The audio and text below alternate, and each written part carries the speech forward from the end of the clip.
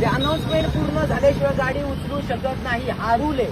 आणि मी तुम्हाला रूल दाखवतो मी तुम्हाला. ठीक आहे, अनाउन्समेंट पूर्ण झाले, यांना पण माहिती आहे. त्याच्या उचल अनाउन्समेंट चालू होते, तुम्ही त्या एसरला लावलं आणि उचललं, कळलं? हा रूल आहे. लावा तुमचे हेड, हा लावा फोन. नाही तुम्ही फोन लावा साईड ना. मी इथंच सांगू, तुम्ही सगळ्यांसमोर गाडी उचलली ना, मग सगळ्यांसमोर फोन लावा, काय विषय नाही. If a driver is present when the enforcement action is taken, no towing charges are applied. हा रूल आहे